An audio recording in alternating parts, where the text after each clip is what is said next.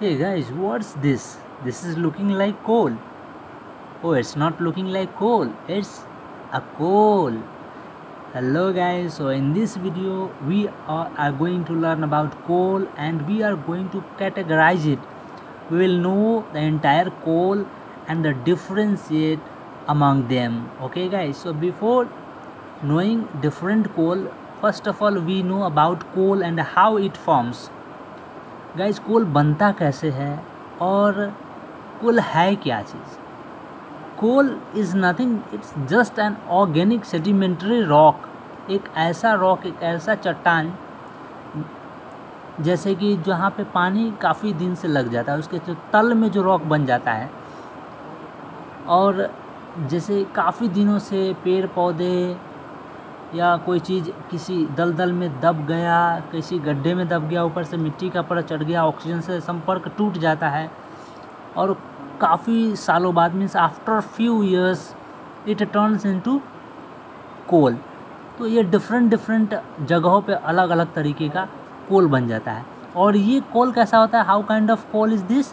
This is a combustible coal, that's why it is called organic sedimentary rock which is combustible, which can be burnt, okay, जिसको हम जला सकते हैं। तो ये एक combustible rock होता है, that's why it is called a combustible rock, and along with the oil and natural gas it is one of three most important fossil fuels।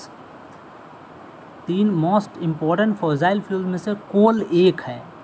the most important use for the generation of electricity, सबसे ज़्यादा यदि इसका इस्तेमाल आजकल हो रहा है तो इलेक्ट्रिसिटी जनरेट करने में कोल का इस्तेमाल हो रहा है। मीन्स एज ए फ्यूल, उसको जलाने के लिए ईंधन के तौर पे सबसे ज़्यादा कोल का इस्तेमाल किया जा रहा है। So guys, as I have told you, coal is an organic sedimentary rock that forms from the accumulation and preservation of plant material usually in a swamp environment. Swamp environment, what does it means जहाँ पे पानी जैसे किसी तली पे हमेशा जमा हुआ है, उस ज़मीन के अंदर पेड़ पौधे, कीचड़ और जो भी डस्ट वेस्टेज वगैरह ज़मीन के अंदर दब गया और उसके ऊपर पानी जमा हो गया, तो क्या हुआ? मीन्स वायु से, एयर से, ऑक्सीजन से कांटेक्ट टूट जाता है। तो ये क्या है? ये जो डर्बिस है ये धीरे धीरे रॉक में कन्वर्ट हो जाते हैं। So coal is a combustible rock, and along with oil and natural gases, it is one of the three most important fossil fuels. Coal has a wide range of uses. The most important use that I already have told you in the generation of electricity, means सबसे ज़्यादा कोल का इस्तेमाल electricity generate करने के लिए किया जाता है।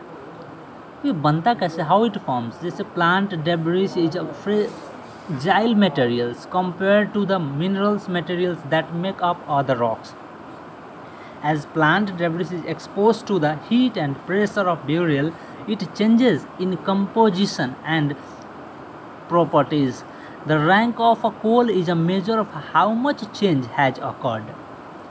ये जो हम कोल को अलग अलग पार्ट में डिवाइड करते हैं, that we divided into 3 groups, generally 3, but it happens in 4 groups like anthracite, lignite, bituminous and peat. How we rectify? We rectify on the basis of how much the coal it has occurred. Means इसमें कोल की कितनी मात्रा है वो दिखलाती है कि उसके आधार पे हम उसको अलग अलग भागों में डिवाइड करते हैं। Sometimes the term organic metamorphism is used for this changes. Based upon the composition and properties, coal are assigned to a rank. जिस प्रॉपर्टी और जिस रैंक में हम डालते हैं उसके अकॉर्डिंग हम बताते हैं कि ये इस रैंक का कोल है। Suppose anthracite, lignite and bituminous, okay, जिसमें से सबसे ज़्यादा हाईएस्ट रैंक ऑफ कोल कहा जाता है एंथ्रासाइट को। किसको कहा जाता है हाईएस्ट रैंक? एंथ्रासाइट को। मीन्स कोल को 4 भागों में डिवाइड किया गया। Coal is divided into 4 groups. The first one is anthracite, lignite, bituminous and peat, okay. So you can see here it is divided into 4 groups: anthracite, bituminous, lignite and peat. Guys, anthracite, see anthracite is the highest rank of coal and it has over 80.87% कोल। मैंने पहले ही बताया कोल की जो rank हम divide करते हैं उसमें कोल की कितनी मात्रा है, कार्बन कितना कंटेन कर रहा है, उसके बेस्ट पे डिवाइड करते हैं। तो anthracite contains more than 80% of carbon contents, सबसे ज़्यादा कार्बन कंटेंट इसके अंदर में होता है। एंड हाईएस्ट हीटिंग वैल्यू भी सबसे ज़्यादा होता है। And it is also called as a hard coal, सबसे ज़्यादा हार्ड मजबूत ठोस जो होता है एंथ्रासाइट होता है। और एक एग्ज़ाम में हमेशा पूछा जाता है, generally it is used to ask in exams like the purest form of coal is anthracite. Don't be confused, it's pretty simple to remember. The anthracite is the purest form of coal. The second one is bituminous. So bituminous में carbon की मात्रा होती है 70 to 80%, or you can say 70 to 87% carbon contents, means bituminous contains carbon 70 to 80%. That's why it is kept in the second category. And in third, lignite. In lignite, the carbon content is between 60 to 70%.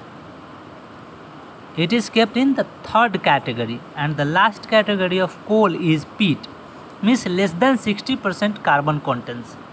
If in peat, we remember less than 60% of carbon content, means carbon coal को हम 4 भागों में divide करते हैं। इसके किस base पे? तो इसमें कितने कार्बन की मात्रा है, इसका हीटिंग वैल्यू क्या है और कितना हार्ड है। तो सबसे ज़्यादा हार्ड होता है एंथ्रासाइट, सबसे ज़्यादा कार्बन की मात्रा होती है एंथ्रासाइट में 80 से 87-90% तक, और कार्बन की मात्रा सबसे ज़्यादा होती है, हीटिंग वैल्यू सबसे ज़्यादा होता है। बिटुमिनस का 70 से 80%, लिग्नाइट का 60 से 70%, और 60% से कम है मतलब पीट है। ओके, ये चारों में आप देख सकते हो। सबसे ज़्यादा ठोस जो होता है, सबसे ज़्यादा hardest form of coal is anthracite and the purest form of coal is anthracite.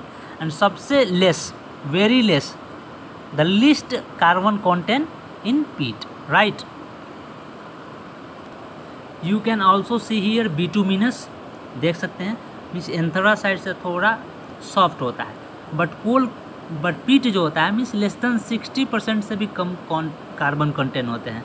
Means peat a mass of recently accumulated to partially carbonized plant debris. Generally peat बनता कैसे है, जो पेड़ पौधे पत्तियाँ उत्तियाँ सूखे गीले कचरे कहीं जमा हो गए, ज़मीन के अंदर गाड़ दिए, उसके ऊपर से ढक दिए, तो वहाँ पे जो कोल बन रहा है ना, वो फोर्थ नंबर वाला पीट, जिसमें 60% से भी कम कार्बन की मात्रा है, तो वो हो गया peat. Okay,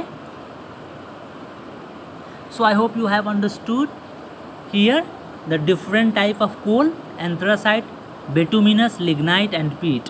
Anthracite is the hardest and purest form of coal, having more than 80% of carbon content. Okay, and bituminous is containing 70 to 80% of carbon, lignite containing 60 to 70% of carbon, whereas peat is having less than 60% of carbon, right? So I hope you have understood very clearly and you don't have any kind of doubt related to coal.